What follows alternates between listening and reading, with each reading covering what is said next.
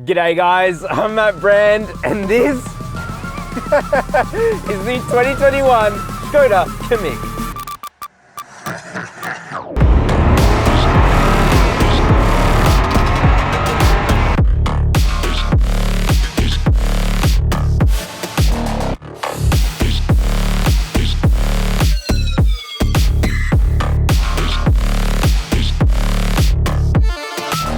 Now the Kamiq recently went on sale here in Australia and is Skoda's answer to the small SUV crossover market. The base model Kamiq starts at just under 28,000 Australian dollars, but don't let that fool you. This thing is equipped like a mid to high spec of a competitor. It's insane. In fact, I would argue that this thing here is better spec'd than most BMWs, and I'm dead serious. And then when you compare it to its relative, the Volkswagen T-Cross, this thing is bigger, it's more practical, far better equipped, and yet costs the same.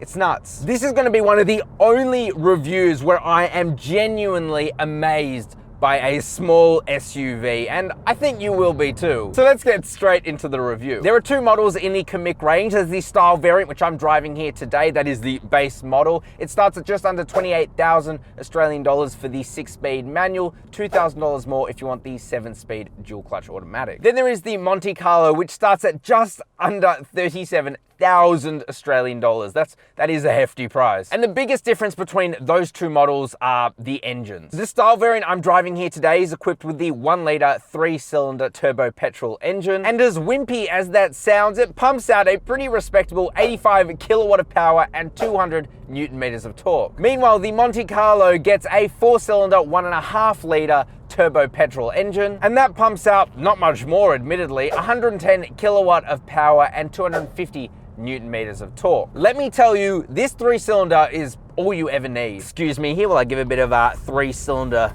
sauce.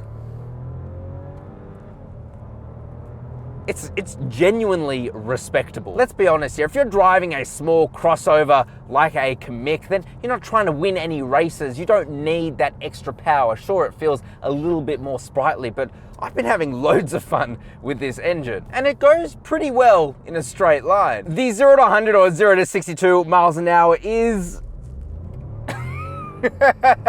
it's around about 10 seconds. It's not fast, but it feels quite sprightly. Now, power is sent exclusively to the front wheels via a 7-speed dual clutch automatic transmission. And this transmission is shared across so many platforms with Skoda and Volkswagen. And so they've had a lot of time and a lot of experience to be able to refine it. And it is a great transmission. I have not experienced any sort of clunkiness, any sort of lag that you experience generally out of a dual clutch. It truly has been a great transmission, and I love the application in here. However, there is one relatively major issue, and that is that this dual clutch is a dry dual clutch transmission. For those that don't know, there are two types of dual clutch transmissions. There's a dry clutch and a wet clutch. In a wet clutch system, the clutch plates are within oil. They're submerged in oil, and that keeps them cool, it keeps them lubricated. Generally speaking, you only ever use a dry clutch transmission when you don't have much power going there, because you don't want a lot of power sucked away by moving around the oil. But generally speaking, a dry clutch transmission, because it's not covered and coated in oil,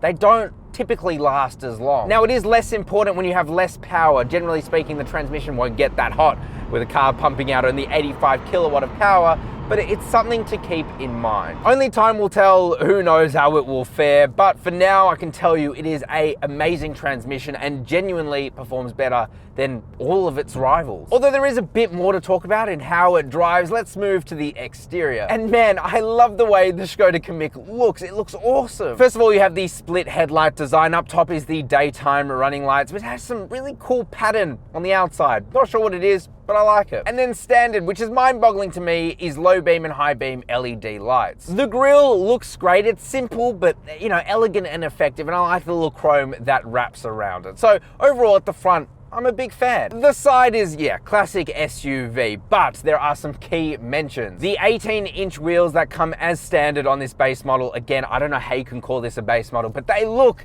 awesome. Seriously, way too premium for this car. It really elevates it, and to me, I genuinely believe the Kamiq looks more like a luxury car than it does a budget car. You get lots of cuts and creases stamped into the body panels. Again, makes it very modern. Privacy glass, aka factory tinted windows, again, standard. As are the roof rails on top, which is handy for putting things up there. And I greatly respect Skoda for not putting stupid black plastic cladding on the side. And then to the rear, super elegant, simple, I like it. The tail lights are a neat little design, nothing too special, and you do get sequential tail lights, which is usually an option on most other cars like Audis. For those that don't know, Audi, like Skoda, like Porsche, like a lot of other brands, is owned by the Volkswagen Group. And then apart from the Skoda badge spelt out on the back, that's it. It's a really nice design. Actually, I'm curious, what do you guys think looks better, this Skoda Kamiq, or do you prefer the looks of the Volkswagen T-Cross? Let me know in the comment section below. Now let's move into the interior, but before we do, if you haven't subscribed, absolutely subscribe. I release an awesome new car review like this every single week. And while you're at it, hit the like button. It helps the channel out. Thank you. Now I want to move on to the interior, and as always, let's start with the look, layout, and feel. The first thing you will notice in the Skoda Kamiq, if you've had any experience with the T-Cross, is just how much nicer it is within here. There are soft touch materials almost everywhere. In the T-Cross, it is hard, scratchy, nasty plastic that made my skin crawl. The design as well is really nice. You have like a metallic look finish on the dash. You have a couple of screens up front, which really elevate the interior and make it look super modern. Again, excuse me, I can't help but give it a bit of the sauce. You guys know me. Come on! 60? 80. Speed limit. We got there. It truly is a fun little drivetrain. A couple of other mentions too. You got like this denim finish material on the door. A bit weird, but hey, whatever. And then you've got like a golf ball pattern where the door handle is. Again, a bit odd, but hey, whatever. The ergonomics and practicality though within the Skoda Kamiq is honestly some of the best. First of all, you get some things as standard in here which you just don't see across any other competitors. For example, keyless entry and go comes as standard on the base model. Then there are just these Skoda touches, which lets you know that they actually give a damn. For example, the umbrellas in the doors, I think they're awesome and just so unnecessary, but also so useful. You have an ice scraper / magnifying glass in the fuel filler cap. You have a removable light in the boot so you can shine it around wherever you need. And you've also got a children's jungle gym worth of nets right in the boot. No joke, there are 4 nets within the back. But you know what? They're super useful. At first I was like, someone went a bit crazy on Option Town, but no, it's standard. I'm amazed, honestly amazed. Day-to-day practicality, the steering wheel is tilting and telescoping massively, and the seats are adjusting manually, but you can get them into the perfect position that you need. You get a couple of relatively small cup holders in the center, but huge door bins, massive door bins. You can get whatever bottle you needed within there. The glove box is a relatively decent size. The center armrest is incredibly small, but at least it does slide so you can rest your arm in a comfortable position. It doesn't ratchet though up and down, so that's a bit annoying. And then up front you get 2 USB-C ports, which is incredibly modern, and a wireless phone charger. Again, something you don't really see for a base model car. I will say though, the most stupid aspect of the Skoda Kamiq is the air conditioning controls, because while you can control almost everything from there, if you want to change the fan speed, you have to click menu, then you have to turn it off automatic, and then you can swipe it up and down for fan speed control,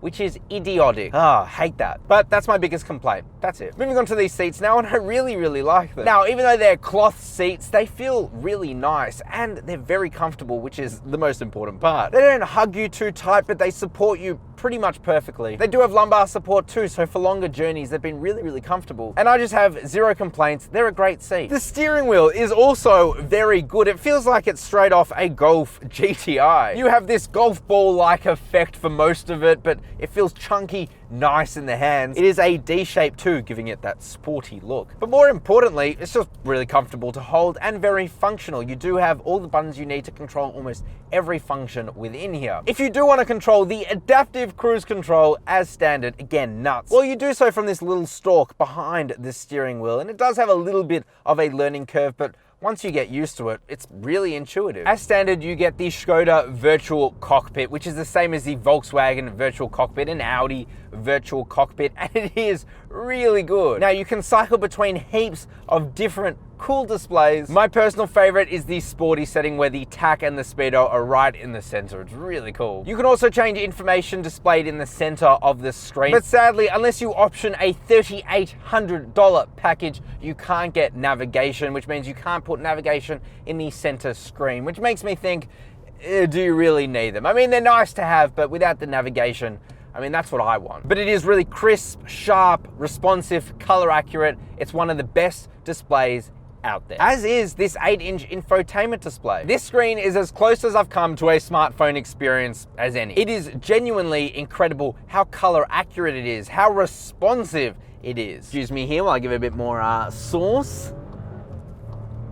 I don't know if you can hear the turbo noise, but it's pretty awesome. I should mention, as part of that $3,800 package, you do get an upgraded sound system, a 9.2-inch infotainment display, which is even somehow better than this. You also get wireless CarPlay, fully LED headlights. But honestly, you don't need that package because this screen is more than functional enough. Now, while it doesn't have digital radio, it does have Android Auto, so you can get around the navigation and digital radio through using Android Auto. So I'm not going to complain too much. The rear seats of the Skoda Kamiq are very good. Now, at the beginning of the video, I said it's the same platform as a Volkswagen T-Cross, and it is, but it does have a longer wheelbase, and all of that space saving is in the rear seats. At 5'11", I can easily fit behind myself, plenty of legroom, heaps of tow room and headroom. And let me tell you, for such a small car, it is incredibly impressive. You also get a couple of air vents back there, which is better than the T-Cross, and you get 2 USB-C ports there too, so you can charge devices. Again, I'm so impressed. Moving to the rear, and absurdly, you get a powered tailgate. Super unnecessary, but again, standard. It's also a very usable amount of space, 400 liters of boot space with all the seats up, and if you put the rear seats down, you get just under 1,400 liters of boot space, aka plenty. Enough talking about boot space though, let's get into how this thing